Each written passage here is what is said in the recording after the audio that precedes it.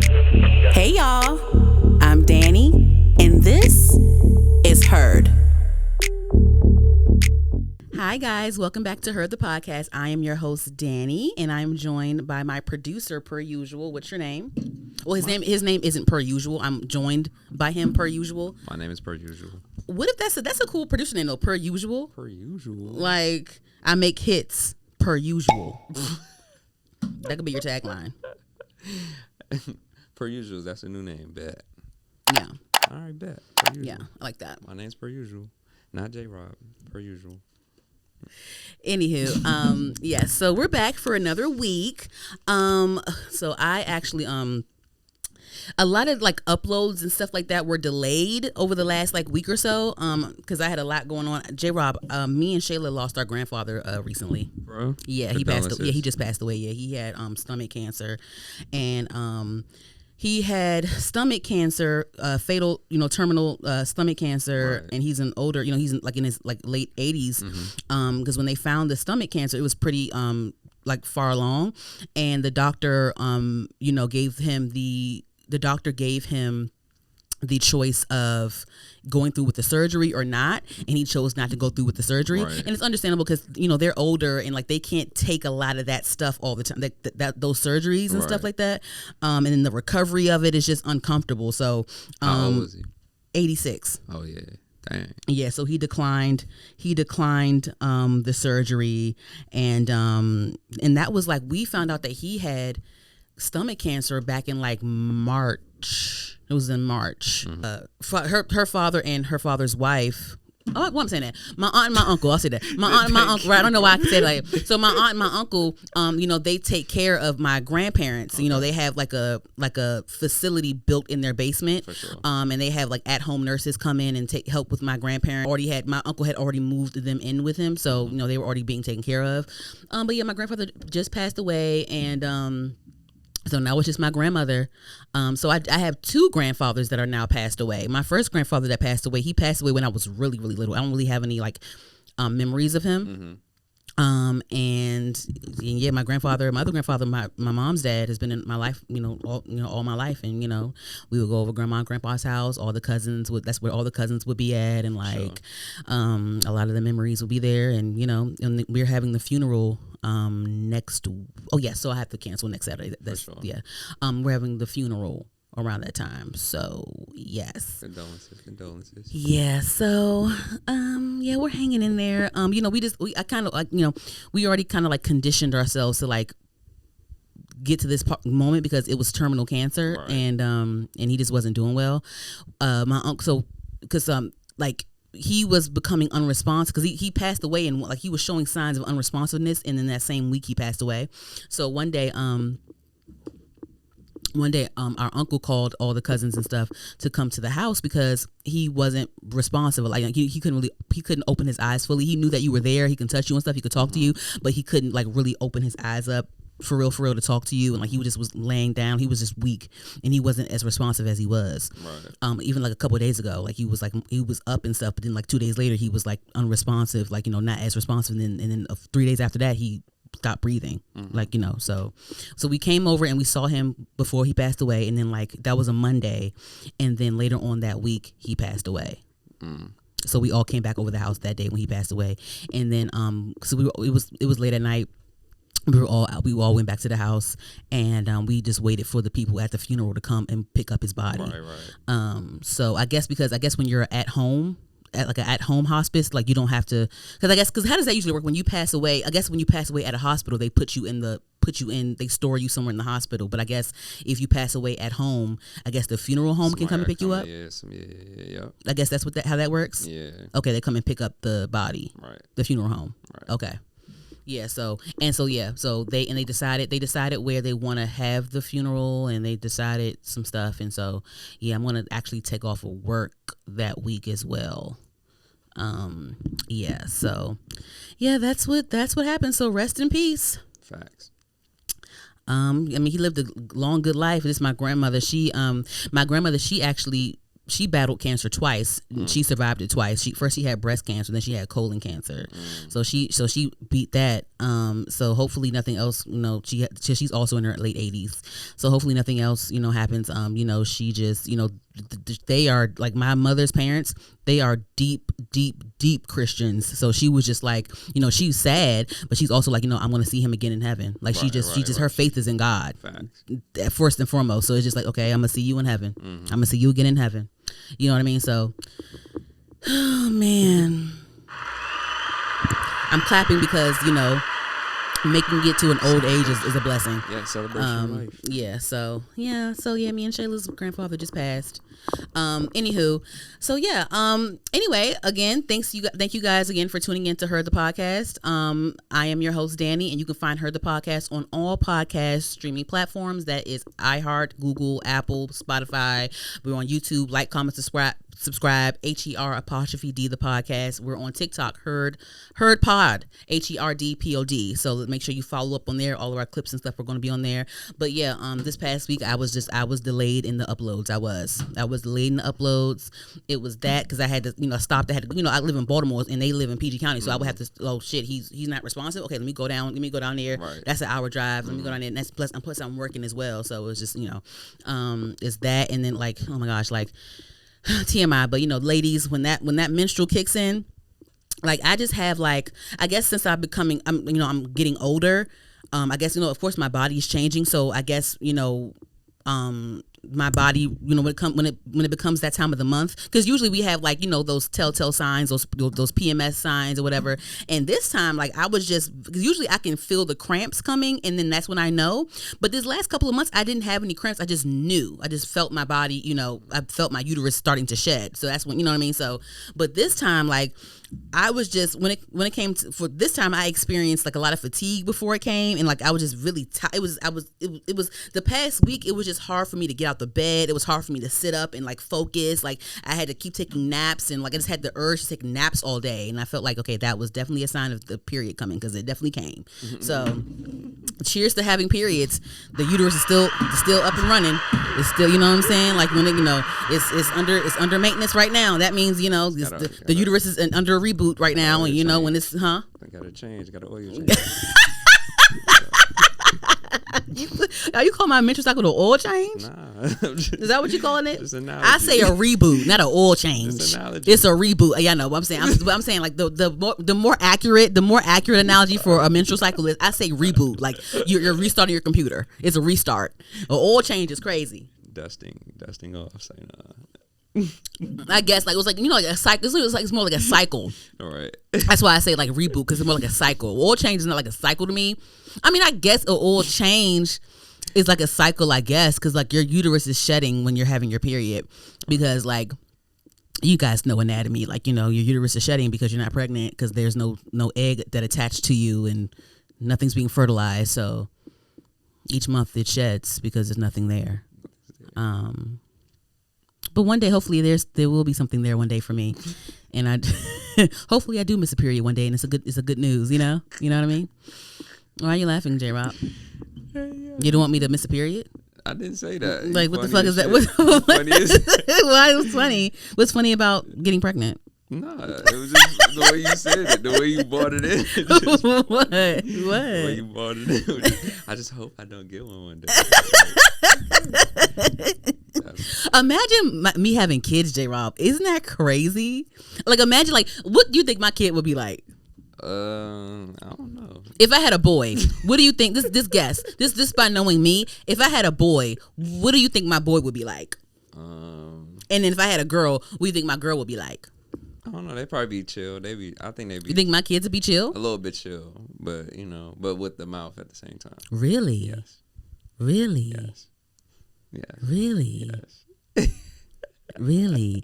What about my daughter? It's probably gonna be the same, but she's gonna be like hyper though. She's gonna be like, You think my daughter will be hyper? Yeah, like more engaged, more open to meeting new people. And shit. Really? Yeah. But my son will be chill. Yeah, probably chill. But he'll have a mouth. Yeah. Man, watch out. Fuck this shit. Man, watch out. Yeah, they probably won't give a fuck about a lot of things. I don't know. Really? My kids? I feel like your kids will be quiet as fuck. Mute.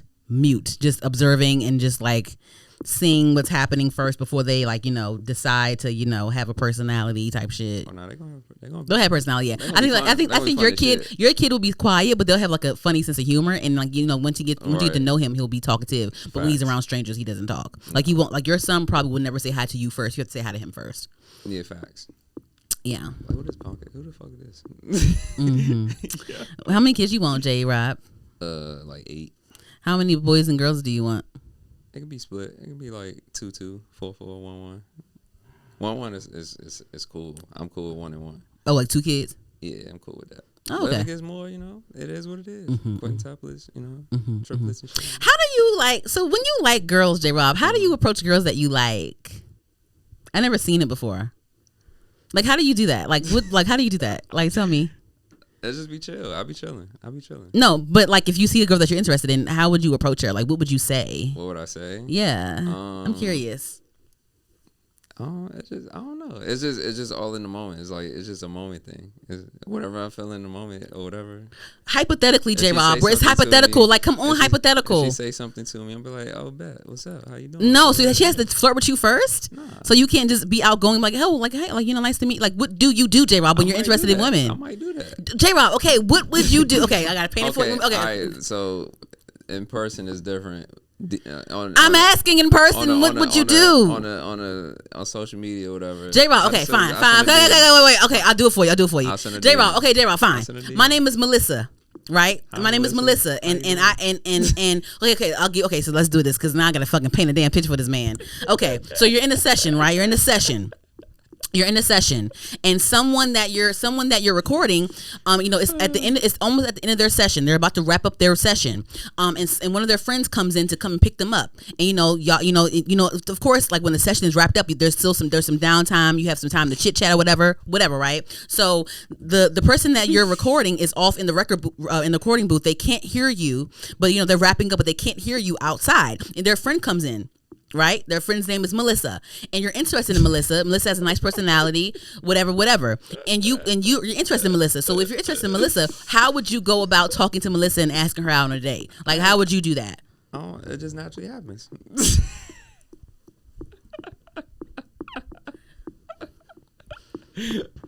Melissa sees you. You're interested in Melissa. Melissa sees you. You can tell by her body language that she's interested in you too. Right. So now, when it comes to you talking and verbalizing your interest in Melissa and possibly asking her out on a date, how would you do that, J-Rob? I don't say none of that. It don't matter. Okay, what would you verbalize to? Because you keep pissing me off. Answer the motherfucking question. It's rage bait. Okay, what would you say to Melissa if you wanted to get to know her and date her and ask her out on a date? How would you do that? How would you court Melissa when you want to talk to her? Like, hey, Melissa, like we most likely be having a convo. Yes, duh, because she's with a friend. Interest, stuff like that. Right, you're talking, like, chat. I like this, bam. Oh, yeah, let's go here. Let's go here one day. That thing. Oh, you would say that to like, oh, like I like this, so you'd be like, oh, let's go. Yeah. We should go here. So how would you do it? Oh, cool. You like that? Cool. Let's go. How would you feel if we go here? Or have you ever been to this place? Do you want to go to this place? Things like that. But it just okay, so that's basically you asking her out on a date. Okay, and she says yes. Y'all exchange numbers, and that's how you guys do it. That's all I wanted to fucking know. God I just wanted to rage bait you real quick. Pissing me off. Shit. I'm sorry. I rage bait. I had to get my rotors changed. I'm always having to spend fucking money that I wasn't planning on fucking spending. Your car's crazy. It's not crazy. It's just I guess around this time I have to get shit changed and shit. Is this normal since you had a car? What? Like this period of time, like summertime, going into winter. But having to pay for changes and stuff? No, just like your car maintenance and shit like that. Huh? Since you had the car maintenance. What about it? Like, is this like the time of the sometimes the time of the year, like say if you had said. So this is my problem. This is the thing with the oil change from last episode. Okay. I wait until there's a problem before I'm actually. I don't have a routine. I don't have a routine for my vehicle, and that's the problem. Okay. Yeah. That's when I had the random issues arise. But I'm not gonna. So when I tell this story, I'm not gonna be too specific because I don't get nobody in trouble. Because what he did was. Whatever. Anyway, so no. So this is what happened. So this is what happened. So this guy I met at a repair place, I wanted to get my rotors replaced, but I already got my brake pads. Done like recently. Right. And so like when I called up to the place, I'm like, hey, how much is the cost for you guys to change out my rotors? I just need my rotors changed. My brake pads are good, but of course they're on the phone saying like, no, you can't change your rotors without changing your brake pads because blah blah blah blah blah. That whole logic behind mechanics of cars and shit like that. I don't want to fucking pay the money to get my brake pads replaced again because I just got it replaced already. Just change the effing rotors like I asked. So that was the whole thing. So I just wanted to get my rotors replaced. So I was calling up there to see how much they would charge. So they said we would charge ... So okay, cool, great. I went up there and I said, hey, just to make sure, can you just check my car to make sure that it's just the rotors? Because the guy on the phone was like, he was so concerned about me changing the whole brake system or whatever. And so he had one of the mechanics, go around the garage with me and see what was going on. So the issue was when I brake, I hear a squeal, and it's because of my rotors. I know it's because of my rotors, not my brake pads. Because with my brake pads, it will be like a grinding thing, but it's not. It's my rotors, like so it squeals. I need my rotors. Even when I got my brake pads changed, I knew my rotors needed to be changed, but I was being cheap. Whatever. So he test drove the car with me in the car. So when he was braking, the brakes were fine. It wasn't squealing. So I looked crazy. But I was like, no, it's squealing. So he drove a little bit more, and so he started hearing the squealing too. Cool. So he was like, okay, well, he was telling me, I can change them for you, like under the table, like basically not going through the not going through the dealership, but going through him. His LLC, yeah, but not his LLC. I guess whatever. But like he, not going through the repair shop, but going through him. Yes. But he's doing it at the repair shop, so he's pocketing the money, exactly. and he's charging cheaper. I said, fine, cool, yes, whatever. Because I went and bought rotors and had him do it at the place, right? And like even when I had first met him, I knew that he was interested in me. He was flirting with me and stuff. Cool. He was cute. I flirted with him back. Whatever. Fine. Cool. Right. Anyway, so the next day, I took my car to that place, and he did it because I got his number and stuff. We were texting and stuff. So I went back to the shop, bought my new rotors or whatever, and I gave him the rotors for him to replace on my car. Cool. So then I come back, get my car, I cash up him his money, and I'm driving around. I don't hear squealing anymore. But then like later on that night when I was driving, I heard the squealing again. And so he was telling me, he was like, yeah, like, I guess he thinks that it's like the hardware is something else. It's something else that's minor, not the rotors. And he was just saying how he could probably lube something. He could probably fix it in a different way, whatever, right? But he was also texting me, like after I left the place, he was also texting, like, he was like, hey, like, because he was flirting with me the whole time. I'm like, cool, fine, whatever, fine, cool, right? And so when he was texting me, he was like, yeah, like, what did he say to me? I'm about to read what he said. And this is what pisses me off, because it's just like, y'all look good, but then y'all show yourselves, fellas. Y'all show yourselves, and it be pissing me off. So this is what it said. He was like, okay, so when I had first left from repairing my car, he texted me. He said, "Yeah, what do you have planned for the rest of the day?" I said, "Oh, I'm just gonna go back to work and like just stay in the house after I'm done working, whatever." He was like, "Okay." He said, "I was gonna ask you if you wanted to come over my place and relax and have a sip, but it's raining hard as hell. What are you doing Saturday?" So then I replied, "I think you're skipping some steps, LOL." Because I'm like, why are you inviting me to your house right off the bat? Like, and you think I'm going for that? Like, this is what pissed me off, J-Rob, because it's like, he's cute, but like, what happened to y'all? What happened to courting, y'all? What happened to courting? Why are you asking me to come over your house the first time you get my number? Why are you asking me that? I was mad. But I told myself again, like I said, like, these niggas got you do one thing and you're done. But of course he's a mechanic, and I want to have him on my roster when it comes to mechanics and going to having someone in my phone to go to. No. Women, you should always have men in your phone that you can use them for. You should always have useful men. Always. So he's someone that does mechanics. Cool. I can hit you up when I need you to fucking do an oil change or something like that, and I don't feel like paying $100. I don't feel like getting on Walmart's appointment booklet. You know what I'm saying? Always have men in your phone, ladies, that can help you when you get a flat tire, change your tire, do all that stuff. Use these niggas. Anyway, that's what they're like. You don't know. Like, that's what men are for, to to help women. Anyway, so he was because it was raining that day, and so he was like, yeah, you want to come over and have a sip, but it's raining hard as hell. I said I think you're skipping some steps, because I'm like, sir, like, why are you inviting me to your house off the rip? Like, what happened to courting and asking me out on a date or what? Because he was clearly interested in me, and he wasn't bad looking at all. So I'm just like, what? I'm like, in my head, I'm like, what happened to courting? Like, no, you're supposed to ask me out on a date, something. So I said, I think you're skipping some steps. And he was like, oh, I don't skip. I usually walk. only because it's raining, right? So in my head, I'm like, you're inviting me over your house because it's raining. What does that have to do with anything? We could still go somewhere and be inside. So to me, it just seems like, my whole thing is, maybe this is just the bird in me. My whole thing is this, right? How you asked me to come over your house and I paid you to fix my car. I paid you to change my rotors. Like, I paid you to do something for me, but then you're asking me to come over your house. Like, you could at least do the job for free and then ask me to come over your house. I would still say no, but I would feel bad about it. You know what I'm saying? How you charge me for a service and then ask me for some sex? No. Come over for a sip? That's crazy. No. I mean, look. No. After I just paid you for something, so you gonna charge me and then still try to fuck me the same day? No. What type of shit is that? Absolutely not. So my thing, it was squealing again. So I'm supposed to actually go back to him, and he said he's gonna clean off something because he felt like certain hardware is probably doing it, not the rotors, because the rotors are new and fresh. I saw when he pulled up and with the rotors, I saw the new rotors. He changed my rotors. He didn't do no wild shit, and then also like he wasn't gonna do no wild shit like try to scam me anyway, because he did it at the store he works at. I could just fucking go and like complain or some shit, or like get him fucking fired or some shit. I don't know. Anyway, so that's what happened.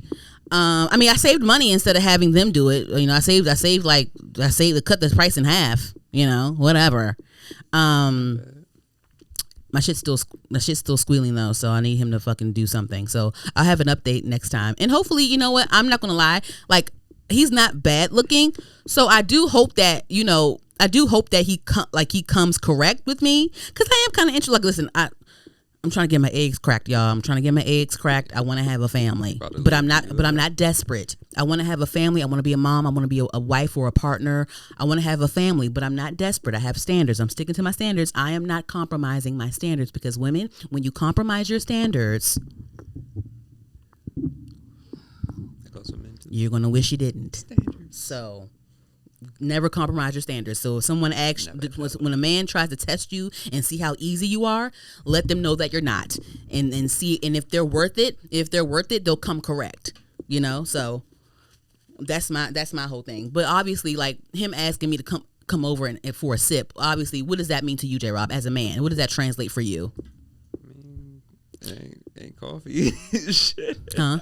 I said it ain't no coffee. Right, ain't no coffee, right? But no, tell me, as a man, in other words, what does that mean? I mean, come over, chill, and then whatever happens, that's what that means to me. But of course, with men, I just feel like with men, when you go over their house, Mm-hmm. It's like, how dare you not fuck me? Like, you came over here, what you think? You came over here, so what you think was going to happen? Right. Men are like that. Can't speak for everyone, but hey. I get it though. Nah, that's fact. That's true. I mean, isn't that hey, come over for a sip, huh? Right. A sip. I got sippies at my house. She got Caprice. I got Caprice. I got sips at my fucking. I got Caprice. I got juice. Remember High-C fruit juice boxes? Do they still have High-C juice boxes? Yeah, you got some? I don't. Maybe I should go get some. I don't have any kids, but one day I would love to buy a case of High-C fruit juice boxes for I want to have kids, but listen, I'm not about to have kids with just anybody. I refuse. Anywho, moving along. But yeah, I have standards. No, it's hopefully he comes in, but it's also like, and it's like when guys do things like that, I'm like, damn, are you broke or something? Because it's just like, that's another thing too. When they try to when they try to see how easy you are, it's like, are you broke? Like, do you not court women because you can't afford it? Is that why you don't court women and you just try to see if you can get over your house? Because like I've been in situations where like I've been in a whole thing with somebody and we really didn't go on dates like that. We would just be at their house fucking and chilling and hanging out or whatever, right? Because they couldn't afford to go on dates. like I knew this one guy. He would say things like, yeah, I don't do dates, but I knew his financial situation, and I knew, like, no, nigga, you just can't fucking afford it. Don't act like you're so elite and you just, it's your choice not to have date. No, nigga, you can't afford it, and that's just what that is. Like, just like, shut up. You know, you can tell how insecure someone is by the way they talk. You know. Yeah, anyway, you definitely hear it. But yeah, I just felt like, because he already was like trying to pocket some money at his job. Which is like whatever, like, you know, hustle or whatever. But then on top of that, like, you are asking me to come over your place. I don't know you, sir. Come over your place. I'm a woman. I don't know you. I just met you. Come over your place for a sip? No. Yeah. We can go, like, why don't you, like, if he had said, oh, we should go to a bar tonight or tomorrow and we can have a sip at a bar, then I'll do that. Right. But you just straight up me going to your house. No, you just pissed me the fuck off. It just makes me not have hope in men. That's just how I feel. Anywho, moving along. Yes. So moving along. We discussed Dame Dash last episode. About, I guess, you know, his the headlines came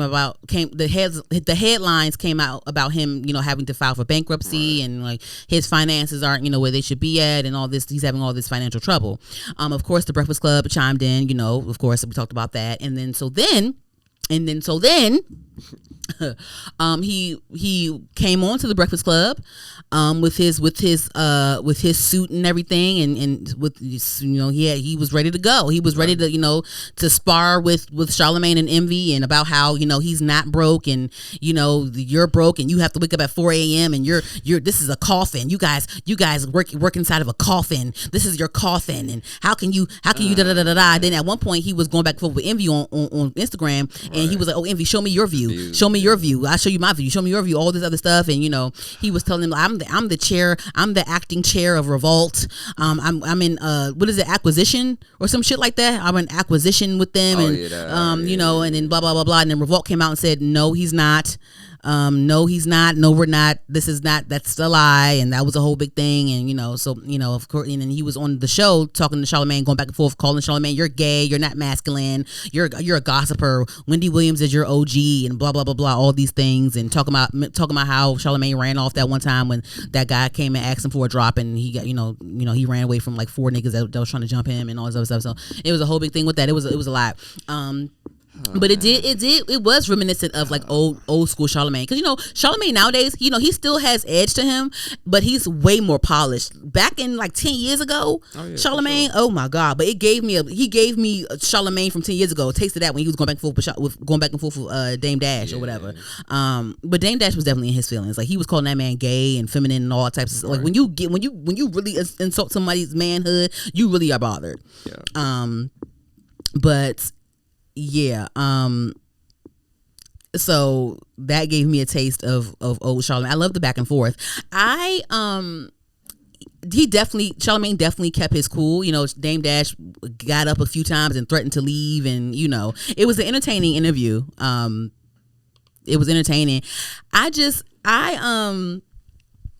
wish I was like quick with the insults. Like, I'm only like, I can only do a back and forth with you unless it's really serious, and like I'm really mad at you, and like we about to fight. But I can't, like, joking like joning and stuff. Like, I can't do. I'm not really that good at. Even in school, like, partially why I would get bullied is because, like, of course, like the stuttering, but then also like I wasn't really good at vocalizing, like, you know, standing up for myself like I am now as an adult. I just wasn't really good at that when it came to like people joning on me or whatever. I wasn't good at going. I just wasn't good at that. Even though I'm from PG County and they joan, and like, you know, you go to school people from PG, you go to school with people from DC, they go back. They, you know, that's the whole thing. But I just was never good at that. Like, I was just never really good at that, and I want to learn that. No, you probably never had enough battles. Or I just don't know. I just don't know how to do it. Like, I don't know how to do it with like a back and forth. I just don't know how to do it. I wish I knew. I just don't. I don't know. But they was going back and forth real bad. Like, Charlamagne called him debt jam, debt dash. like it was wild. It was wild. He was like, start a label called Debt Jam. I'm like, oh my God. That was brilliant, but I could never. Not in the moment. I don't know. I want to learn how to do that. Can I have like a joning session class or something like that? Does anybody like, you know, do you guys like ooh, I just hit a bird noise. Yes. By accident. Sorry guys, look. It's still going. Okay. Yeah. So, you know, like, is anyone, you know, watching this? Can you guys offer me like, you know, like roasting session classes, or some roasting pointers? I would love that. Anywho. But yeah, they discussed like, you know, his finances and all of that, the revolt stuff, and then they talked more about the Cameron beef because, you know, Cameron, 50 Cent is about to start a new series called, you know, based on Paid in Full movie, and he added Cameron as one of the executive producers, and of course, Paid in Full was a movie that Dame Dash, you know, he doesn't own the rights to that movie, so 50 Cent can take that and like make a whole show out of it. He's definitely doing the, you know, we know 50 Cent's capability of creating shows, and, you know, especially based on like different like you know, different drug eras and you know, criminal stuff and like action and all that stuff. He's really good at that. So I have no doubts on that being a good series. I need to go back and watch Paid in Full again. I think it's on Netflix or Hulu. It's on one of them channels. Or two. It might be on Tubi. Shit. Was clowning Cameron saying like, oh, 50 Cent's going to be your boss and all this other stuff. And, you know, so they went back and forth with that too. So that was a thing. And then also, Cameron has a show with Mace. What is it called? It is what it is. It is what it is. Yeah, so it's actually pretty. I tune in here and there on YouTube. It's actually pretty good, and I'm really happy. I think I remember when he first started it. Mm-hmm. It's been doing really well. Do they have any deals yet? Any endorsed, like the way like Shannon Sharp got his stuff up and running? Like they had a deal, but I don't remember who it was with. I know they came out of pocket though, and yeah, they got that deal. Yeah. And doesn't Cameron have like a revolt thing going on too? I think so. I think I saw him on Revolt too. I don't know. I know. Talks with Flea, I think, or something like that. Okay, because I know Shannon Sharp has Club Shay Shay, but then like after that, he has like the after show with him and Ocho Cinco and stuff. Like, so he has like little side things going on, like with Broner, which is really smart. Like, that's really cool. Yeah. So he has that going on. So there was a clip that came out. He actually had so Cameron and Mace had Adrienne Broner on their show recently, and I don't know what he was up there talking for. I don't know. I haven't seen the name Adrienne Broner in a while. Last time I checked, he went through some financial things, and he got locked up for something, acting crazy at one point, right, or something. I don't know what's going on with him. But he was acting a goddamn fool on that show. And Cameron and Mace, they have a co-host. Her name is Treasure Wilson. She sits right in the middle. She's a young girl. I think she's in her like mid 20s. So of course, you know, Adrienne Broner was on there with them, and I'm gonna play you a clip of Adrienne Broner showing his ass. Good in person. Thank you. I real. appreciate that. Hey, what you waste that? You look so good in person. Thank you. For I real. appreciate that. Hey, what you waste that? I love you. What a guy. I'm sorry. My bad, y'all. My bad. Arabia, is that a real background? Hey, Stat, can you stop Yes. Can you stop smiling? You. Arabia is. Nah, yo, bro, or some G, yo, bro, or some G shit. We gotta have boyfriend here, yo. Right. Oh, shit. I told you that. My bad. Nah, like it's all like. Okay, we guess we can move on to football then. Stat, oh my God. Yo, Stat, let's do the football. I guess that answered the question about Floyd. When I see you taking off some time, I'm mesmerized by Stat. This nigga here, bro. I did not know you looked that good in person. My bad, bro. You're amazing. All right, hey, we gonna have to actually go, my nigga. I mean, I have to actually go, man.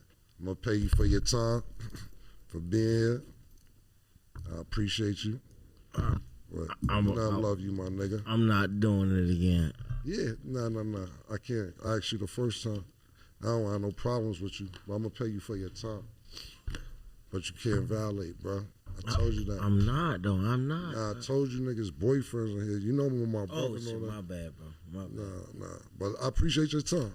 It's me. Well, if you want to wait for us outside, you could. But I'm not gonna sit here and not value your time neither.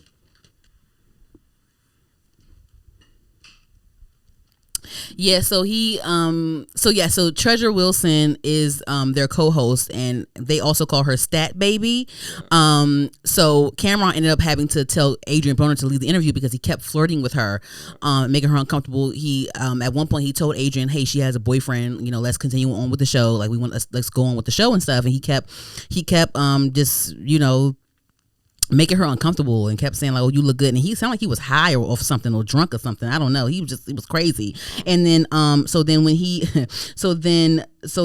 ended up leaving, Cameron also had some remarks after that as well. Let me see if I can find it right here.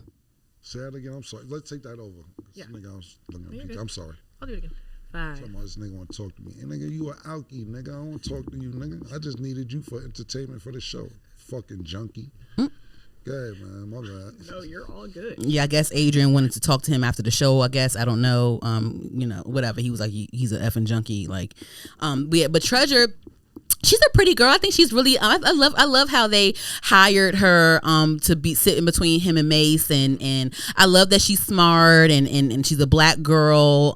She actually is dating Chris next door. He's a part of AMP with Kai Cenat and like Phantom and Duke Dennis and all them. And Chris is from PG County too. Yeah. So that's her boyfriend, and I guess he was there in the studio when Adrienne was cutting up. So that was weird. So he escorted him out of there. Still paid him his money. And I like that. I like, men should do that anyway. Men should protect women anyway. But I love seeing black men protect black women, and I wanted to highlight that. And I love that that's publicized because that more of that should be publicized. I love that. That was cool. So I wanted to talk about that. Anyway, moving along. So guys, Cardi B's sophomore album finally dropped. Ooh, I Am the Drama. I absolutely loved this rollout, J. Rob. I absolutely loved this rollout. Her rollout was very interactive. $9.99. Yeah, $9.99. She was at bodegas. She had a whole bodega video shoot out in New York. They all came out.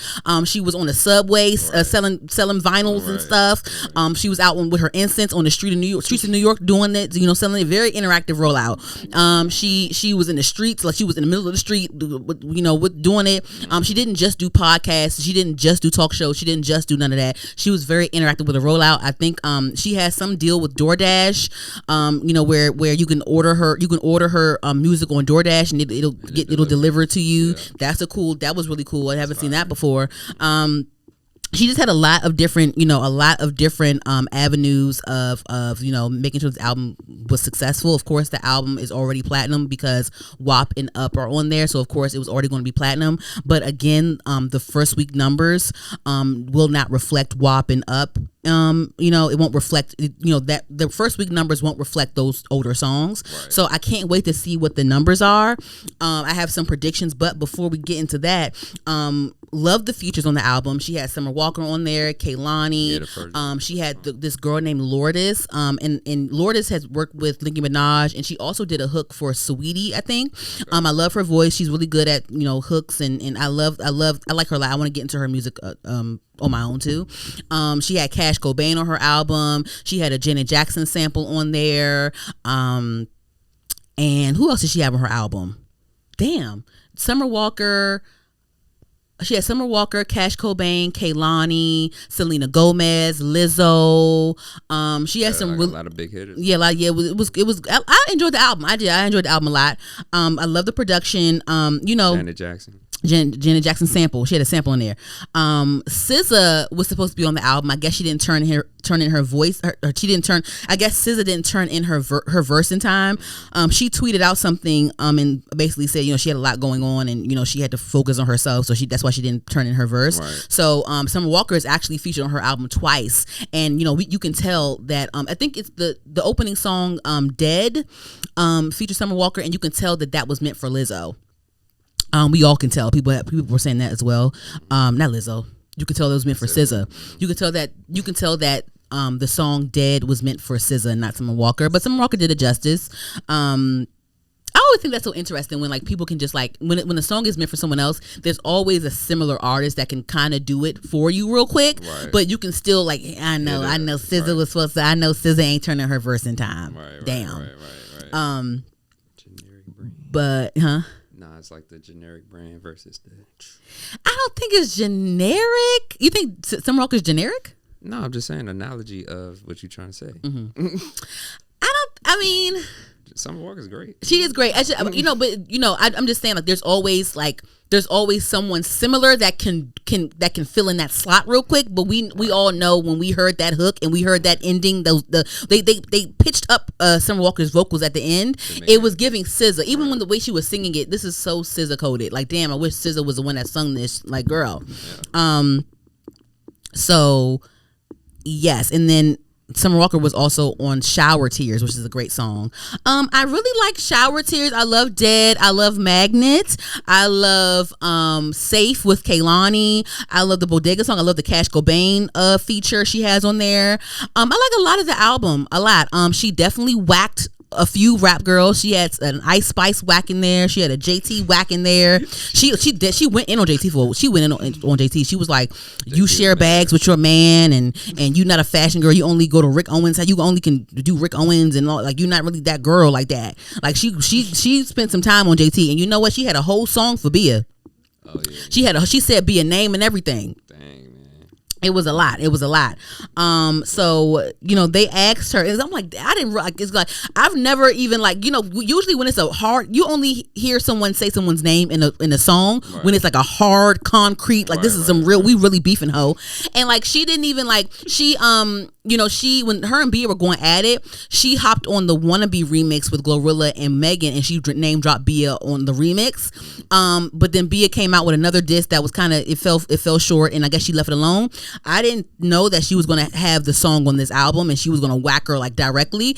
I guess, she felt like female rappers were trying her for the past few years, and she felt like, she felt like a lot of girls tried to beef with her to appease another fan base. Right. She did a Breakfast Club interview, actually, and she spoke on that. We can play a clip here. Where is it at? Here. Because you mentioned my kids trying to be cute. So sorry. Before I play the clip, she was explaining to Lauren LaRosa on the Breakfast Club why she chose to put the BIA diss record on the album, and why she chose to put it out in any way. So here she is. Because you mentioned my kids trying to be cute. There's gonna be times that, like, people throw shots at you, or like there's gonna be times, like, like when she did her little diss and it was trash. Like, it's like, it could have been trash. People dragged you, and I could have leave it at that. But it's like, everything on social media is gonna be seen. Mm-hmm. So when my kids grow up one day and they see that you mentioned them, and then they're gonna ask me, like, so what you said, what you did, I'm not gonna tell my kids, like, I just felt like she took the high road because she lost, because people wasn't on her side. No, I'm not saying that to my kids. I'm like, you see how I violated, and it's more. You know what it is? I feel like last year every artist was like beefing. Girl, like every artist was beefing, and I think she was gonna get a moment out of that, because she thought that I was copying her. And I had a conversation with her. First, we was cursing each other out. Then I had a real conversation with her, and I was like, listen, I'm not copying you. I don't even look at you. Like, you're not a person that I look at or I'm inspired by. And the conversation ended. Then she kept going because of a music. Yeah, thing. So that whole Cardi B and BIA beef, that was kind of tired for me. I'm not sure if I was recording around that time. I'm not sure if we talked about that. But that beef definitely annoyed me, because I just felt like, because I think BIA is very talented and I love her rapping voice. I do think that she can be a bit boring sometimes, and I do, I see, the critiques about BIA, I kind of agree with some things that people say, but I just felt like that whole beef that BIA had with Cardi B, I felt like that was her trying to clout chase. I felt like, once, like Cardi said, it was popular to have rap beefs and stuff like that, and then of course BIA was on the Nicki side of things, so I feel like she was pandering when she was beefing with Cardi B, especially when when BIA first came up, she was a Cardi B fan. She would tweet Cardi B and all these things, and she went back and deleted all the Cardi B tweets, and withdrew her support out of nowhere for no reason, and then tried to like and then tried to, accuse Cardi of copying her or whatever. And, Cardi was just like, I don't look to you for inspiration. And I believe her, and, so I just felt like that whole thing was a clout chase thing. And it just felt so corny to me. And I was so annoyed because I'm like, girl, Bia, you're really talented. Like, I really do enjoy Bia's music. Like, I'll, watch YouTube videos and stuff and like let it play out when I'm getting ready to go somewhere or whatever. And like, she has, like, and she's on my shuffle and stuff. Like, Bia has good music. Bia is very talented, but sometimes she can fall short when it comes to like keeping your attention and just being interesting. You know what I mean? That's sometimes I think that sometimes Bia can be underwhelming a bit, in my opinion. So when Cardi B said, "I don't look to you for anything," I believe it, because sometimes I just feel like she's a bit underwhelming. And I don't blame Cardi B for putting that song on there. Like, she explained it like, this is for you mentioned my kids, you mentioned my family.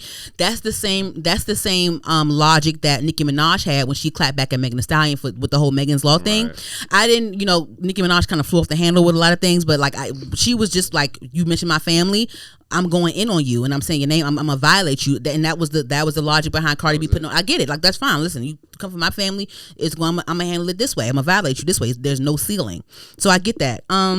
Facts. I get that. So yeah, like there were a lot of mixed reviews on the album. I see a lot of people, saying that they loved it. Some people said they think it was mid. Some people think that we waited this long for what. But I saw way more positive feedback than Right. But a lot. I was surprised to see like a lot of like even like heavy hip hop heads like low key liked her album. Did you follow him on Twitter? Yeah. He low key enjoyed, because low key like on the Ebro show with low key and Nadeska, low key is definitely like, he's someone that he doesn't seem biased at all. Nah. And he'll go in, he speaks his mind, he's very blunt with his feedback. So that was pretty cool to see that he enjoyed Cardi B's album, because I think he was one of the ones that didn't too much care for her Jay-Z sample. But he liked her album. Ebro liked the album, but of course Ebro had an interview, so people are not going to take that too seriously, because they say, oh, you're a part of her rollout, so you're gonna lie and say that, whatever. But low key definitely was interested. He loved the album. I think Elliot Wilson liked her album. I think he liked her rollout. I'm not sure what he said about her album. I think Cardi B and Joe Budden, I guess they don't get along or something. I don't really know what's going on with that. I think Joe Budden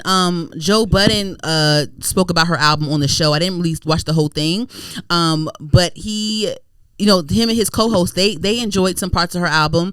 And then I guess at one point Joe questioned, I guess it was a bar that Cardi B rapped, and I guess I think it was in the Magnet song, the JT diss song.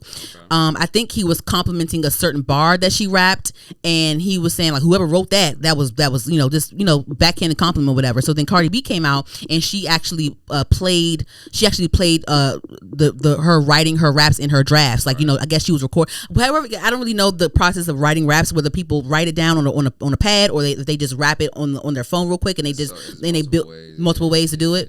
I guess she was just, Cardi B was rapping. She was just rapping ideas of the song, and she was rapping, and she showed her process of coming up with her lyrics after Joe Budden gave her that backhanded compliment. So she posted that, and it was time stamped and everything. So she posted that. She loves a receipt. So I love a good receipt too, girl. So there was that. I guess when they want to, when how a backhanded compliment is, like, this was hard. Who wrote this? Right, what I'm saying? Like, you can't ever give her that credit. Once again, Cardi B does get help with writing, but then she also writes her own stuff too. Like, I don't really like, when someone gets help with writing, I'm not really a fan of people automatically assuming they didn't write any of it. Right. Yeah, you know what I'm saying? And I've been on the show. And I've said plenty of times, it doesn't matter to me who wrote something. Like, I'm not really the one that's like a stickler for that nowadays. As like, maybe back in the day I probably would say some. Maybe back in the day when I didn't know better, I probably said some dumbass shit. But I really don't care who writes what, as long as it's a good song. Because that's all that matters. I don't think that like when people get help with writing, or when people get help with writing, or when people take a reference track or something, I don't really think of it as like cheating when it comes to creating an experience. Like, it's creating an experience. Like, I just feel like, just like a lot of other different art forms, music is a collaborative experience. Even if you do write all your lyrics, you got help in some other way with the hook, or with the production, or with something else. Right.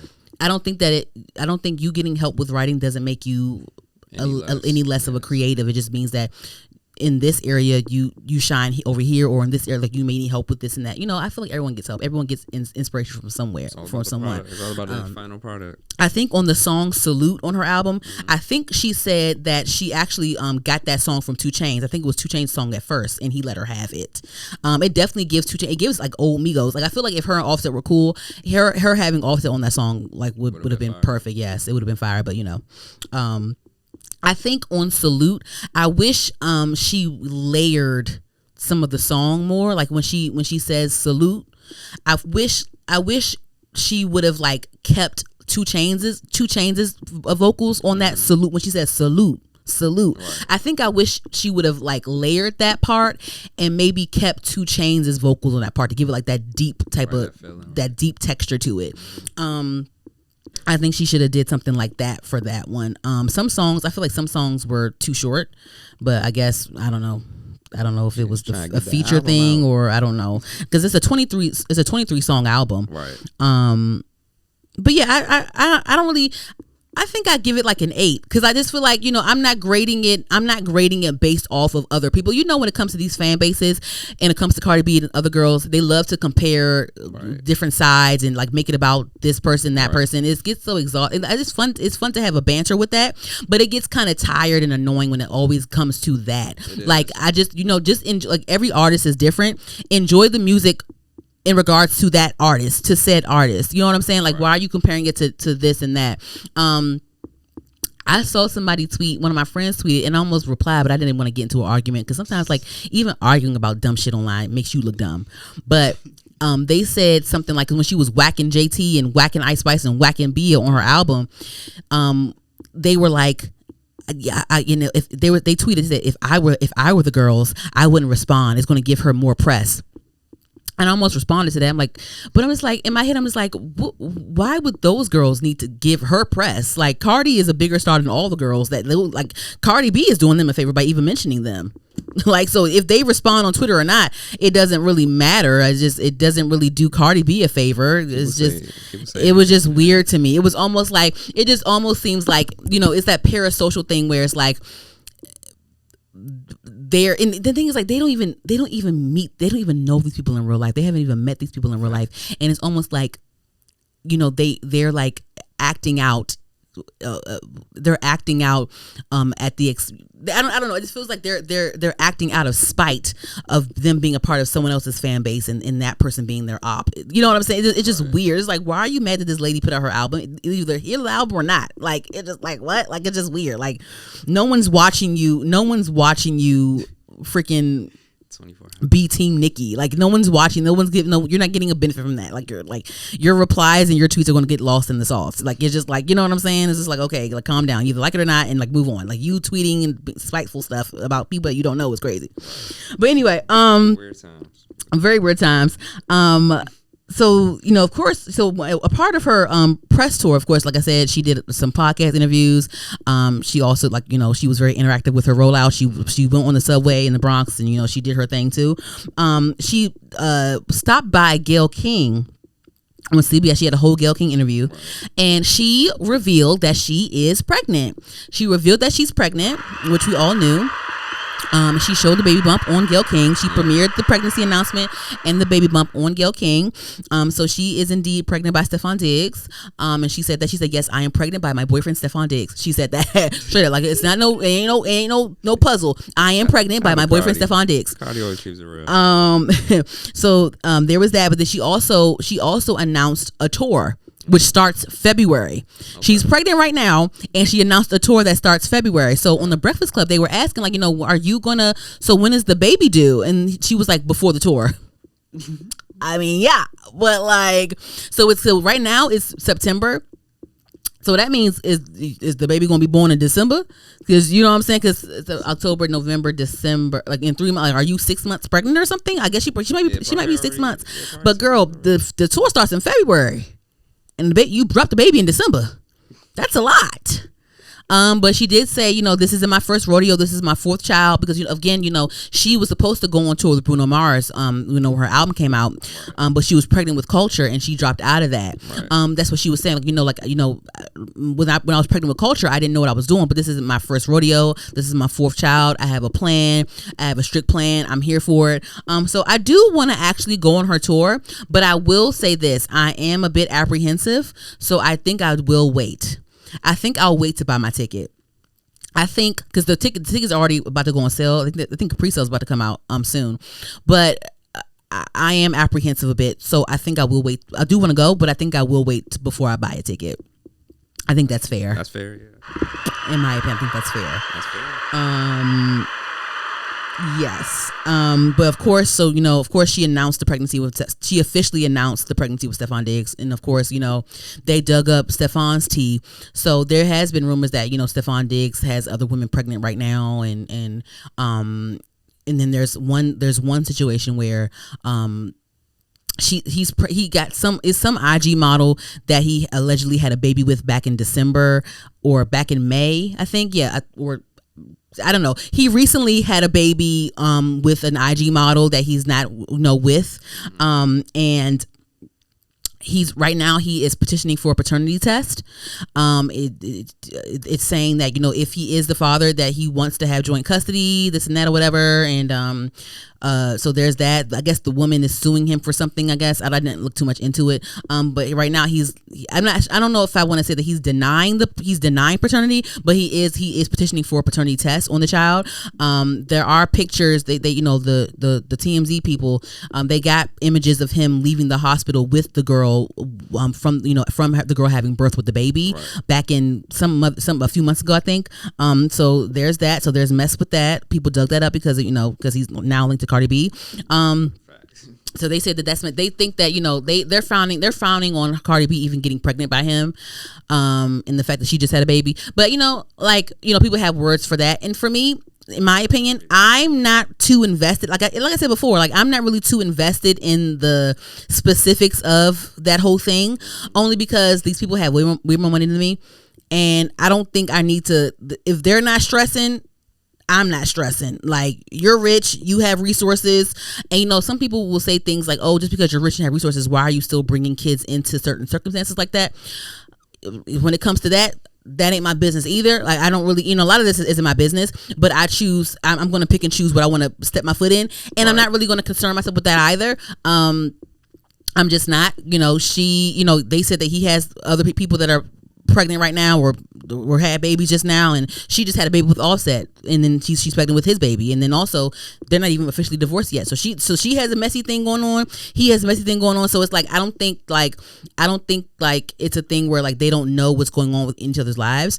So I think they're all pretty downloaded on each other's situations. It's a lot of tea and a lot of mess going on. So I'm not, listen, if you like it, I love it. Okay, that's my whole thing. So it's like I'm not really going to dive into the messiness with that, because it's just like there's low hanging fruit there. It's just because why are you're getting pregnant right before tour as a whole. But like I said, so I'm just going to act accordingly when it comes to this. I do want to go see Cardi B on tour, but I'm going to wait to buy tickets first. I want to see something real quick. I want to see something real quick, because that's pretty quick. Like, you, at the very least, you're going to have that baby in December. And your tour starts in February, so that's like what, like 8 weeks after the baby? That's quick. Not even 8 weeks, maybe 6 weeks. And then on top of that, the Super Bowl. Let me actually hold on. The Super Bowl is always in February. Is it the first Sunday or second Sunday? Things like this. It's always the second Sunday. Or the third, or something like that. But it's always in February, and I don't really know, because Stefon Diggs, he plays for the New England Patriots, right? Are they looking good right now? They always been trashed since. For a long time now, but he just joined that team, so how they looking right now? Are they did they win yet or what? I'm about to see. Because her first date is Palm Desert, California, on February the 11th. Palm Desert, California. And February 11th is the second week of February, and the Super Bowl probably will be that Sunday, probably, right? I think so. Then it's also the Grammys too. The Grammys is always in February, right. And you just put out an album. That album, I'm not sure. Did the album make the Grammy deadline? It didn't. I don't think so. No. Okay. So you looking up their numbers? Yeah, I'm about to look. Cause like, girl, like that's a lot. Like February is a lot. Like is Stefan going to make the Super Bowl? Like he might make the Super Bowl this time. Who knows? Oh, they 1-1. They're 1-1 right now. The New England Patriots. Yeah. So what if Stefan has a good season? He makes Super Bowl. That's a lot right there too.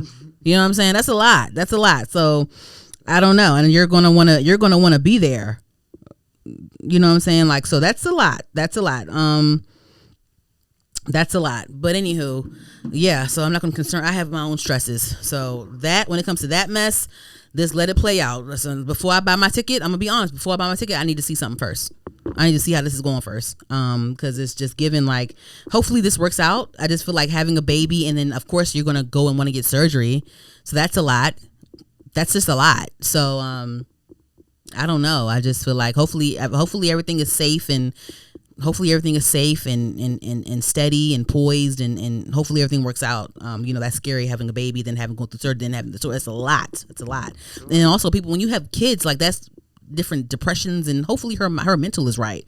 I feel like she's gonna be good. Yeah, me too. Hopefully, because I do want to see her on tour. But also, before I get off of this topic, Cardi B actually, she was on somebody's podcast or something, and they asked, where is at? Let me see. She was talking about.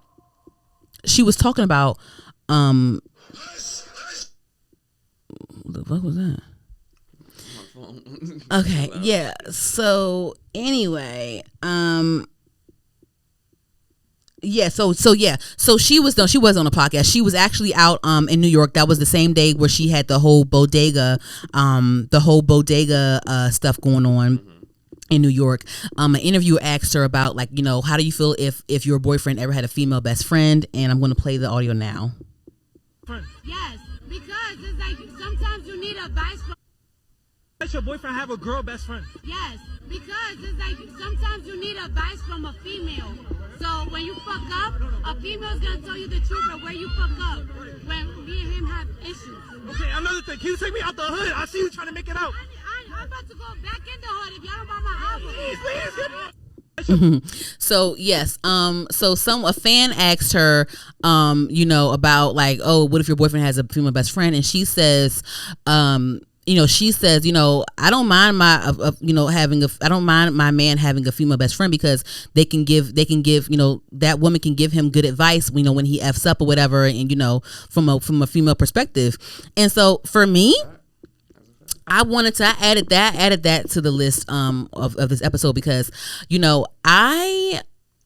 kind of triggered my memory of my experiences of situations like that. I had a similar thing like that. So I think it just depends on the man you have, and and I've learned when it comes to certain issues, when it comes to it depends on your man and what they can handle and what you trust them with. I just feel like at that point when you say that, like, you shouldn't even be with that man. When it comes to it depends on the man, I'll expound. I was in a relationship back in like my early 20s, where my boyfriend, he had like a few female friends. But it turned out those female friends were just women that friend zoned him, if that makes sense. I get it. Yeah. So like whenever we would have a problem, and it took me a while to realize that, but whenever we had a problem or a big fight, I would hear about him talking about me to the other girls. And I actually didn't like that.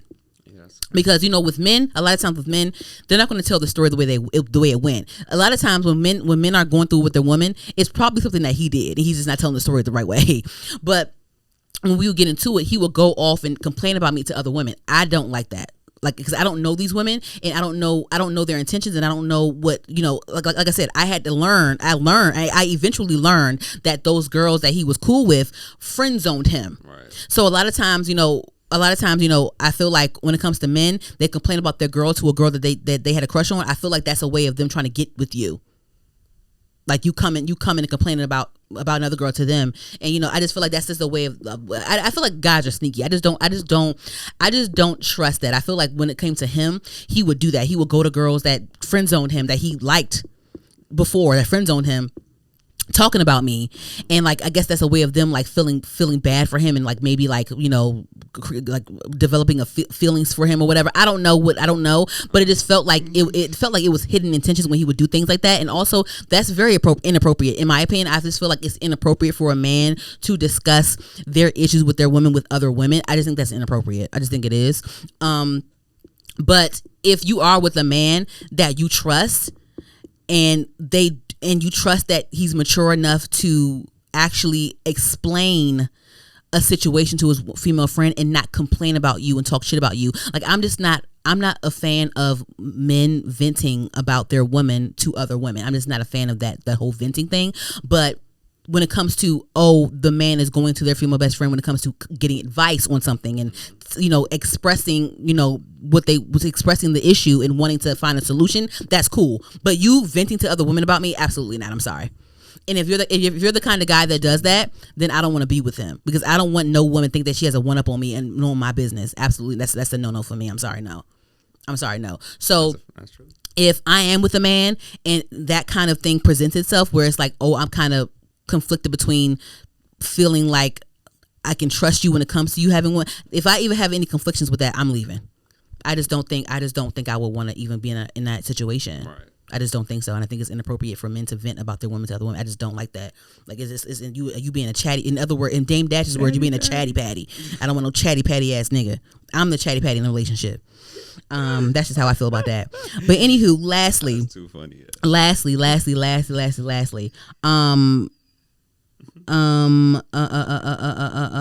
me see. Oh, wait, hold on. Did chart data come out with the predictions? It says Cardi B's Am I the Drama aiming for #1 debut on Billboard's 200 album charts with 125 to 150K units first week. Oh, whoa. Is that going to be 200? I thought it was going to be at least 200K first week. Let me see. Hold on. Let me see. Hold on. Let me see. Because all of her singles are in the top 10 on US Apple Music. Oh, it says on chart data, aiming for it says 125 between 125 and 150K first week. I mean, I did say that it needs to be at least 150K for it not to be a flop, in my opinion. Nowadays, the way music is nowadays, but damn, I was hoping that it would be at least 200s. Shit, that shit should be at least 3. Knowing her. Let me see. Babe, people don't be tuned in like that. Damn. Someone said based on just 1 day of streaming. Oh, okay. Not including I don't know. We'll see what it says when the actual numbers come out. But I really do hope it gets into the 200s. I really hope that. It should. I hope so. Did you see that whole AI thing about that whole AI artist that was signed? Yeah, I heard about it. Let me see. Hold on. I think Kehlani had something to say about that, actually. She was kind of pissed about that. Yeah. But that's going to lead me into my next thing I'm going to say just briefly. Hold on. It says, let me see. Let's see. It says reports of AI generated artists Xania Monet. The fact that the AR artist's name is Xania Monet, I'm like, that's such a slap in the face to Victoria Monet. Why would you name the girl Monet? That's wild. Signing a multi-million-dollar recording deal with Hollywood Media and charting on Billboard's Top 100. Xania was created by poet and designer Talisha Jones, using the AI platform Suno to turn her lyrics and poetry into songs. However, Kehlani voiced her disappointment regarding human artists who may potentially have to compete with someone who was generated, as opposed to people who have to work themselves. So Kehlani voiced her opinion about that. But yeah, the AI generated artist, she's a black girl with a lace front. Well, a black girl with, like, I don't know, maybe this is some leave out. Maybe this is like a flip over or whatever, with the baby hairs, the brown skin girl baby hairs, lashes, the typical, like, like our aesthetic, they made sure to have the baby hair, the weave, and Black women are beautiful, but damn it, I just feel like y'all just, you're baiting me in with this girl, like, she's about to go crazy. Girl, and the fact that you named her Monet, that's so disrespectful. No.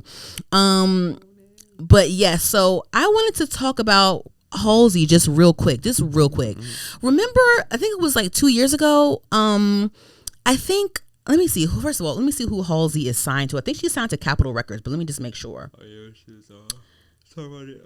Let me see. About the industry or something. Yeah, who is, okay, what label is Halsey signed to? Columbia. Halsey is signed to Columbia Records. She's currently signed to Columbia Records, but remember a couple years ago when she was having trouble putting out music because her label told her they wanted her to have like a TikTok hit or like create a TikTok song, whatever. She was pissed about that. She eventually released music, and I think her last project was called The Imposter, I think, and it had a really in-depth rollout. She had a like every song was inspired by an icon. But let me just make sure. Let me see what year did her last project come out.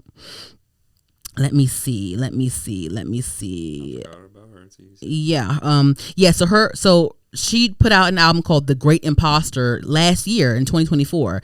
And like the album, of course, it paid homage to a lot of different artists, a lot of, and she had a whole rollout where she explained like each track. She had a whole rollout where she explained each track, and it was a photo shoot where she paid homage with an image, a classic image of them, and she posted it. It was a whole big rollout on Instagram.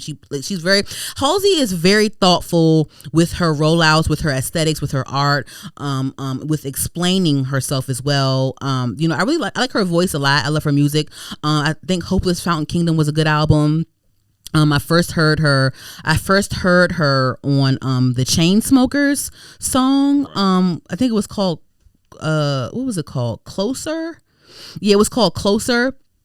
Let me see. Yeah, by the Chainsmokers. And that was actually that song was actually that hook. Camila Cabello was supposed to sing that hook, but she was in Fifth Harmony and she couldn't. It was too conflicting with like her other stuff going on, so it went to Halsey. So she already came out swinging when it came to like because that Closer is a big hit. And then Halsey. I don't want to. I guess I call her a pop girl, but Halsey. She's very eclectic when it comes to her music. I'll say that. I guess you could put her in the pop category, I guess. But she's very thoughtful with her music, and I think she's very talented. She has a beautiful voice. She's very talented. She's gorgeous, and she has her emo moment. She has her pop moment. She has her like soul moment. She has her R&B moment. She has different moments and stuff. But yeah, so she was actually on Apple. Interviewing with Zane Lowe. And she had this to say. Right now? I don't know. I can't make an album right now.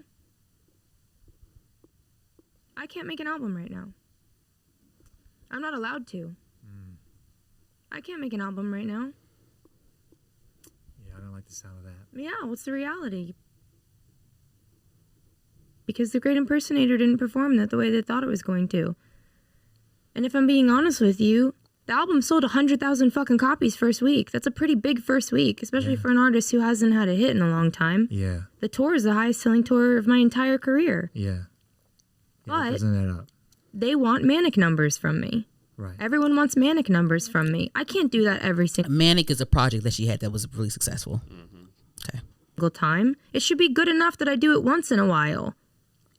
It should be good enough. But it's not. It's not. And what would be considered a success for most artists, a success story, 100,000 albums first week. You can hear it? In an era where we don't sell physical music. You hear it real good? Okay? That's your loud. With no radio hit. Nothing. But it's a failure in the eyes of, or in the context of the kind of success that I've had previously. And that's the hardest part, I think, of having been a pop star once. Is because I'm not one anymore, but I'm being compared to numbers and to other people that I don't consider lateral to me. Yeah. You know what I mean? Yeah. Like, a couple years ago, it was me and Ariana fucking quote unquote fighting for number one on the Billboard chart. And we weren't fighting. We were texting. We loved it. It was like the best time ever, that era. The Without Me, Thank You Next, Seven Rings There. Like, that was amazing. It was an amazing time.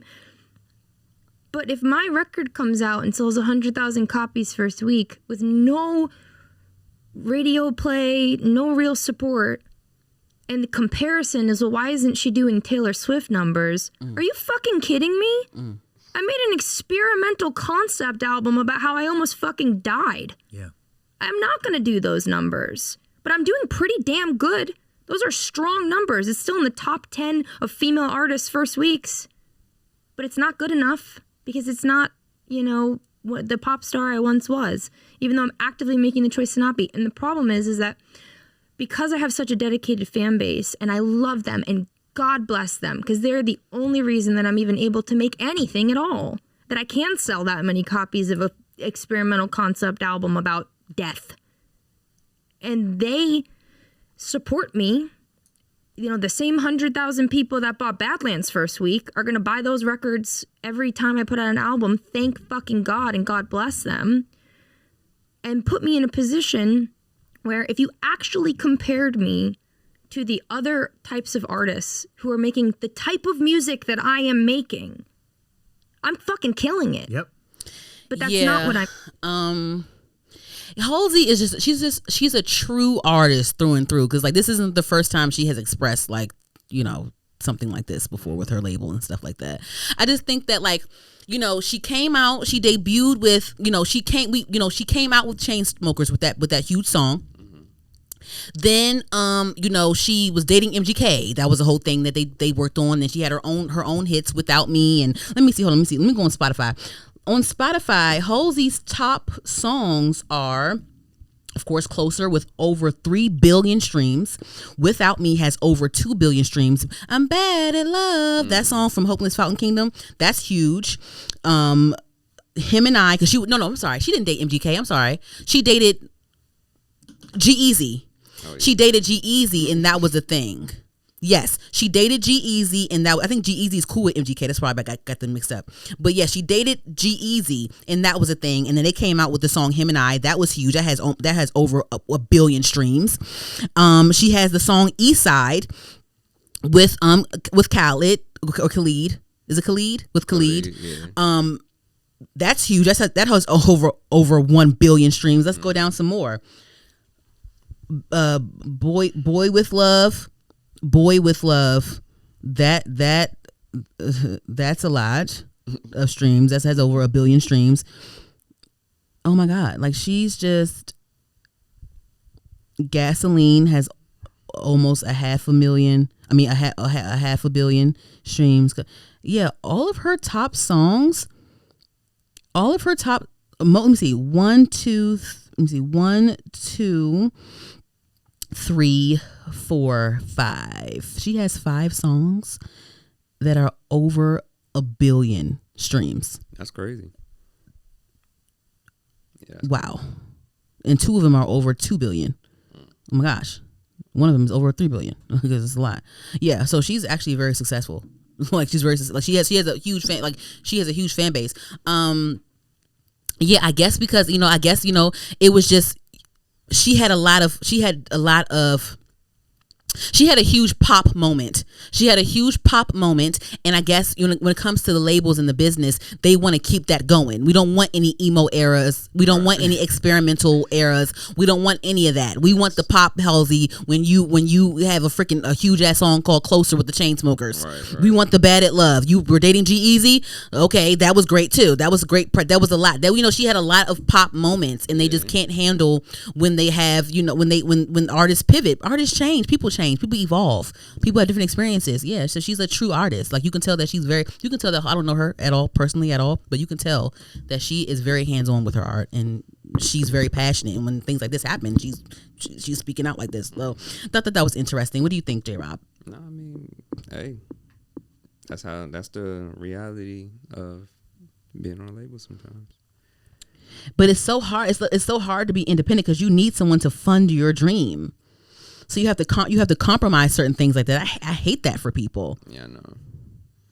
That's a whole different world too. Shit. You said what? That's a whole nother world too. Yeah. Damn, Halsey. I'm gonna play some of her songs in the car. I forgot. She is a pop star for sure. Nah, fast. But comparing her to Taylor Swift is wild. Even with Ariana Grande, I feel like her last project, Eternal Sunshine, that was a little bit of a pivot for. She's a major pop girl, but that was a little bit of a pivot from her usual pop stuff in my opinion. Shoot, even Thank You Next. Yeah, that's because Ariana Grande, I'm sorry, she's a pop star. But she's very soulful and she's very R&B-ish. Yeah, it's a lot of R&B with her. Mm-hmm. But you know what? You know why she's a pop star. You know what I'm saying? Yeah. So damn, Halsey. Yeah, I hope everything works out with her. She'll be all Real right. quick before we close out though, before we end this, I have a question. You're familiar with Jhene Aiko's music. Are you familiar with SZA's music? You're familiar with some Rockers music. So I was talking with one of my cousins, and it was just interesting. Because I was like, they're one of the same. They relate. Jhene, SZA, and Summer Walker. They relate in some, in certain ways. They're very, eclectic and very, soulful. They're very, in tune with like the earth and solar and galaxies and zodiacs and energies and sound baths and chakras and things like that. Erykah Badu helped Summer deliver her babies, so there's that too. Right. But I was just asking. I was like, yes, that's so. So I was just like, so when it comes to Jhene, SZA, and Summer, like, who's hip hop, who's pop, and who's R&B, right? You get what I'm saying? Because like when it comes to certain singers, they'll categorize them as R&B or whatever. But like with Mary J. Blige, right, or Faith Evans, like, but I'll say Mary J. Like she's R&B, but she's also hip hop. She's hip hop. Yeah, she got like the edge. Mary J. is hip hop. Right. She sung on hip hop beats when she started, so she's hip hop. Right. You know what I'm saying? Right. So, how would you describe when it comes to the hip hop, R&B, pop? How would you what category would you describe Jhene, SZA, and Summer Walker, like in your opinion, just like based off of just like just like the vague, like just like the whole overall like just aspect of them. To put them in a song. Like yeah. Jhene soul, SZA hip hop, and Summer like R&B. Yeah. No, it's either hip hop, R&B, pop. Use those adjectives.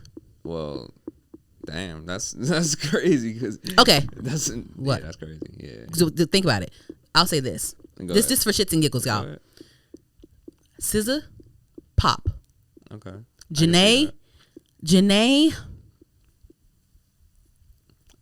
hip hop.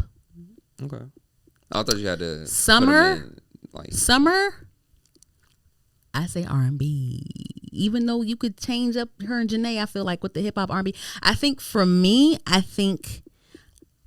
I'll say Summer R&B, Jhene Aiko hip hop, SZA pop. Cause SZA is a pop star. SZA's a pop star. Like she's the pop girl. Cause SZA is really stepping. Like she's been a mainstream girl for a long time, but SZA is really getting into that status right now. Her voice always been like a pop vibe. You think so? It's always been like that big voice. She always had like that big pop voice. You think SZA has a big pop voice? What do you mean? Like the sound of it, like the sound. It's of her poppy. It's digestible. Yeah, it could be like it could just expand. You think that SZA's vocals are like flexible? Yeah, exactly. I'll say because like this, the same way Rihanna's voice is flexible. Exactly. Rihanna can blend in with rock, pop, R&B, so different things. Yeah. So you think that SZA's voice is very flexible, the same way Rihanna's is. Exactly. That's a good one. Okay, okay. That's why I think she's pop. So you agree with me that SZA's more pop. Yeah. So when it comes to Jhene, I said hip hop. Even though you said soul definitely describes her better than hip hop. But for those options, I say hip hop only because I think that when it comes to comparing to Summer, I think that Jhene, she's well known, but I'll give her a little bit more of an underground tone, and she does sing on hip hop beats, and she does she has like a rapping thing about her too. Yeah. Just the beat, she can do. I feel like with her music, I think I'll put her more so hip hop. I'll say hip hop for her, and I'll say R&B for Summer. Even though like Summer has a lot of London on the Track beats and all that stuff. But I'll say more so R&B because the emotion behind her lyrics. Right. It's very blue. It's very rhythm and blues to me. Yeah. What do you think when it comes to Jhene and Summer? You hit it. Yeah. Summer more R&B and Jhene definitely is hip hop. Okay, and then SZA is more of a pop. Right. I'm gonna throw somebody else in it real quick. Ari Lennox, what you say? What you say? When it comes to the three categories of R&B, hip hop, and pop, what box would you put Ari Lennox in when it comes to those three options? R&B. Yeah, R&B. Think of the beats and think of the songs. The beats think is of hip hop for sure. You think so? You think her beats are hip hop? Sometimes. Really? Like I think her beats are R&B. I think Shay. Okay, that's like certain different songs, not her whole catalog, but yeah, I say Ari about R&B. I give her R&B. Okay, give me somebody else real quick before I move on. This is kind of fun. Who can I? We got SZA, Summer, Jhene, Ari. Who else? I know somebody else. Victoria. I thought it's Victoria too. Okay, I'm asking you, and I'll answer my own thing too. When it comes to Victoria Monet, I got one more option for you. Since you said Victoria, my light bulb came off. I got another one. Okay. Victoria Monet, pop, R&B, or hip hop? What do you say? Victoria? Yes. Shit, that's tough. I say she can be hip hop too, a little hip hop sometimes, yeah. But choose it. R&B though. R&B, I think so. Yeah, R&B. I think so. Yeah. I say R&B. She can swag R&B and hip hop any day though. I don't think I get it. I don't get too much of a hip hop vibe from her. What hip hop vibe have you gotten from her? Just that on my mama. Yeah, that bounce, like on my type of bounce, mama. yeah, exactly. But her other songs like Smoke and that's Jaguar and just it's a lot of R&B. All right. That's that kind of dance. That's kind of like a dance, in case you know the type of beat. But I say R&B though. R&B. She loves like Victoria Monet loves jazz. She loves like instrumental type. So I say R&B. Kehlani, R&B, hip hop or pop? Kehlani, what box would you put her in? Kehlani just do everything, so that's you gotta pick one. You gotta pick it. Oh man, R&B. I'm gonna say R&B. I was gonna say hip hop, but I am torn between describing Kehlani as R&B or pop, only because the same reason you gave SZA the pop label. Kehlani has a flexible voice, and when I say flexible, I mean it's like a digestible, like she can sing on a pop record. Her vocals fit like she can go into a pop thing. Anything, yeah. Like I feel like, don't you know that song? I go crazy. Like I feel like if a white girl sung that, I feel like it would be a pop song. Got you. It wouldn't be an R&B thing. Right. Okay. I got one more. What? Danny Lay. What would you, when it comes to R&B, hip hop, or pop, what box would you put Danny Lay in? Shit. I'm torn between hip hop and R&B. Yeah, I'm torn between hip hop and R&B because Danny Lay has good music. Danny Lay has good, but y'all, she going through it right now. Y'all not, she's getting slept on because of whatever reason or whatever. But Danny Lay has really good music. I'm torn between the hip hop and R&B box because she got some little cranks on there. She got some cranks. I'll say, damn. Yeah. Levi and even the Easy song, easy. Right. Damn. And then she that one song she got, I know you hate to see it when yeah. I know you hate to see it when Come on. I'll say hip hop. I'll do hip hop. I'll put her in the hip hop box. I'll do that. You got anybody else before I move on? Nah, that's it. That was fun, right? That was dope. That was fun. I'm gonna clip that up. Okay. Anywho, yes. Moving along to music real quick. Cardi B. That's the new album I'm listening to. The new album, Cardi B. Am I the Drama? Any music you listen to? I think I finished that joint. Do you like her album so far? I only heard like 3 songs, but yeah, so far. Okay. Yeah.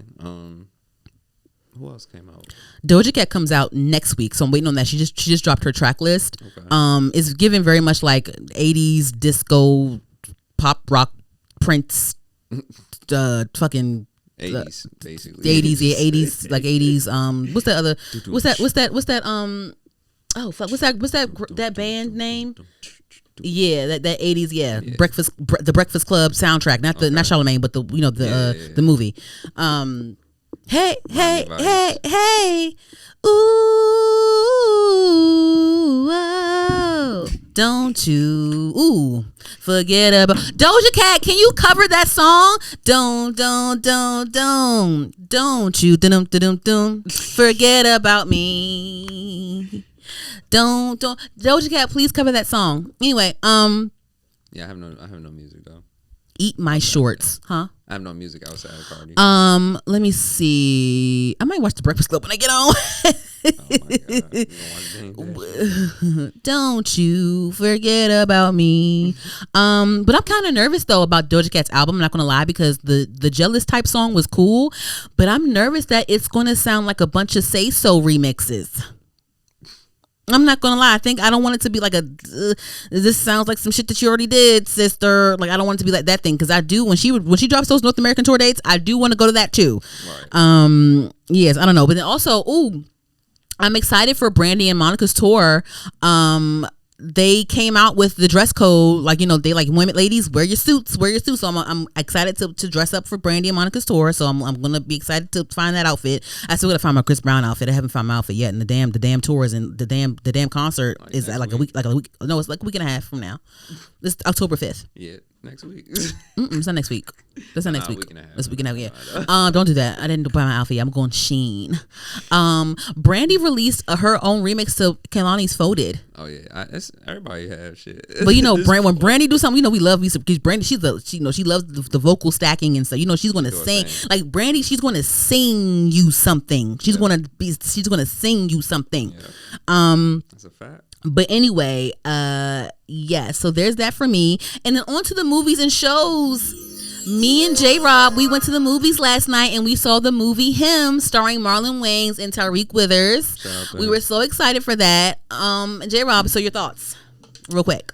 The movie was cool.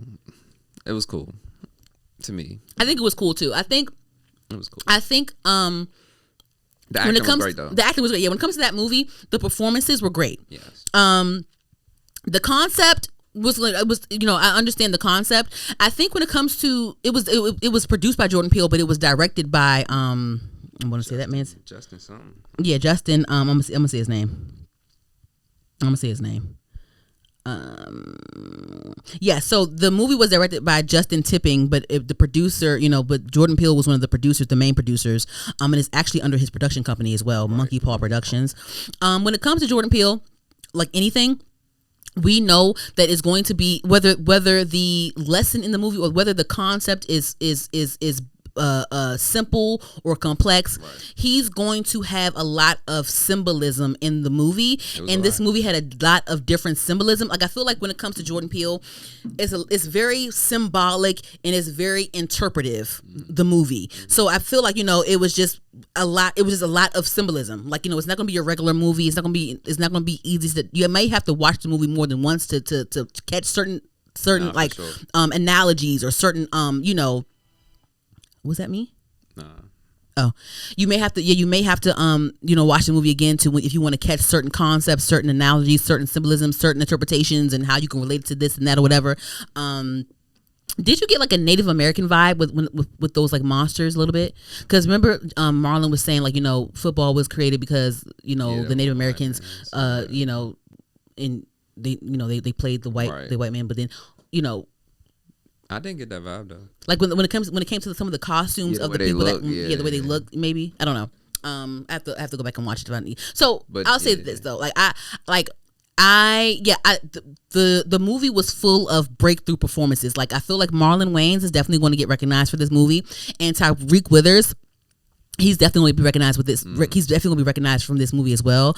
He has had hell of a year. Tariq Withers has been in two blockbuster movies this year. He's a new actor, and this is great for him. He's a great actor. He's attractive. He has a nice body, so he's definitely he definitely has a lot of different roles that can come across his table. He can definitely play a lot of different. He's very flexible when it comes to that. So I can't wait to see him in other stuff.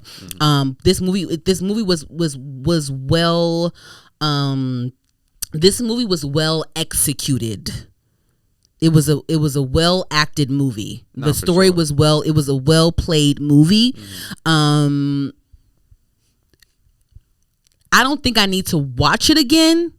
if I think, you know, when it comes to different concepts and stuff, if I'm curious about different concepts, I'll watch it for like the, you know, to see what this means and what that means. Right. But I don't need to watch it again. I'll say that. It's not a bad movie. I'll give it like a 7.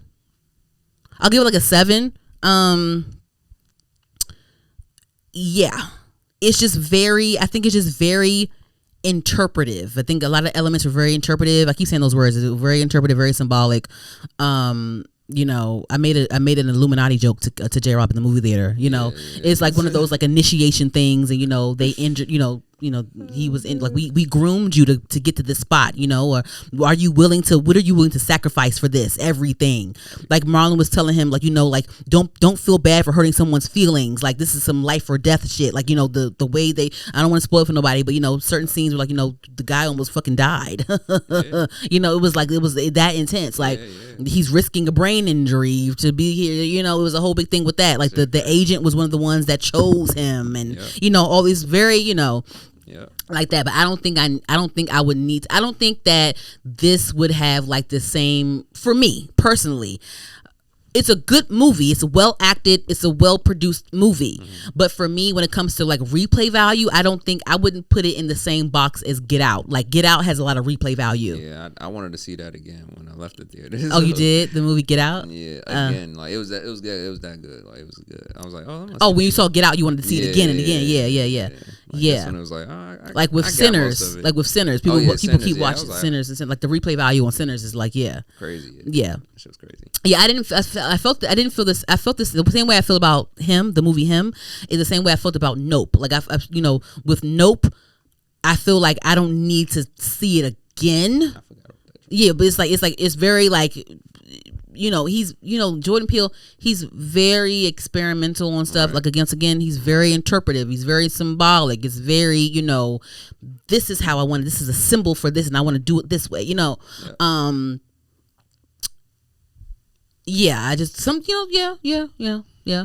I think Us. I don't replay Us personally, but I know people that watch Us a lot. The movie Us. Yeah, that was cool. Yeah, that was cool too. Yeah, but with Get Out, I can watch Get Out all the time, any day. Yeah. But with Him, like whenever it comes on HBO Max or whatever, like I'll like play it, you know, have it on and whatever. Right. But I don't think I need to go see it again. I don't need to watch it again. No. But I do love the performances. The acting was amazing. I love Julia Fox. I love she's so cunt to me. Ooh, I don't think I think that white women don't like the word cunt. I'm not sure. No, they don't. They don't. Okay, but you know, in the community, in our community, yeah. But I love Julia Fox. I love her a lot. So I enjoyed watching her on the screen. Yeah, the movie. I gave the movie a 7. What you think? 7.5. 7.5 for you? I'll give it a 7. I give it a 7. Anywho, and then Reasonable Doubt, the show Reasonable Doubt on Hulu, that came back out. There's 2 new episodes that are out right now. I love this show so much. Right now, it's about like a child star. This child star who is like got arrested for murder of this like his stylist girlfriend, I guess, or she's a stylist, I think. Yeah, so. There's a whole big thing with that, so they have to solve like a whodunit type of thing with that. That's cool. I love this show because every season can be a new thing that Jax has to solve, and then she has her own like marital issues and all. So I love this show. Morris Chestnut is an amazing actor. Right now they have Joseph Sikora. Oof. Tommy from Power. Hold on. Let me see.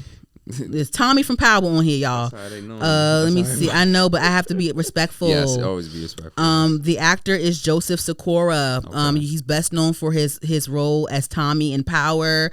I always felt like he was a good actor, a great actor, by the way. I feel like he's a great actor, but I just never really saw him in other types of roles that were different from Tommy until now. Right now, he's on the other side of the law, where he's like the lawyer, and he's like, you know, it's only been 2 episodes, but he is sitting in his white privilege, and you know, there was one moment where there's one moment where he's out to eat with Jax, trying to get to know Jax because he's a new guy in the firm. Right. And, Jax doesn't really trust him right away, but then he shows Jax a picture of his family. And of course, he's married to a black woman. He has mixed kids. So like that was his way of trying to get cool with Jax. But he's willing to do, from what I see right now, he's willing to do whatever he needs to take to get to where he wants.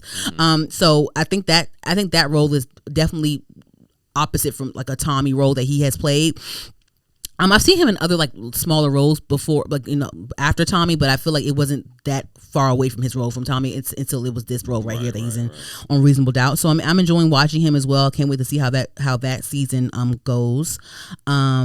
Yeah, and then also the Summer I Turned Pretty, the season finale was the other day, and I'm so happy, Team Conrad, guys. And then also it was revealed that the Summer I Turned Pretty is going to be a movie, so we're getting fed some more. So I can't wait for that to come out. And those are my TV and movies. Anything for you, J-Rob?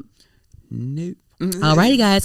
Thanks again for listening to Heard the Podcast. I'm your host, Danny, and Heard the Podcast is available on all podcast streaming platforms: iHeart, Google, Apple, Spotify, everywhere. HER'_D, the podcast. We're on YouTube, HER'_D, the podcast. Make sure you guys like, comment, subscribe, all those good things. We're on TikTok at HeardPod, HERDPOD. Make sure you guys follow. I post clips all the time on there and all those good things. Thank you again for listening to Heard the Podcast. I'm your host, Danny, again. And who's this? Producer? My producer? What's my producer's name? Hello? My producer? Per usual. J-Rob. All right. Anyway, guys, thanks again. Bye. Cut off the camera. Cut the camera off, J-Rob. Per usual. That's a name. Per usual. It's not unusual to be loved by anyone. I'm going to change my name. Per usual. It's not unusual. Okay. I see you thinking around with anyone. All right, Darlton. It's not unusual to see me cry. I wanna die. Oh Lord, cut that up, Darlton. What?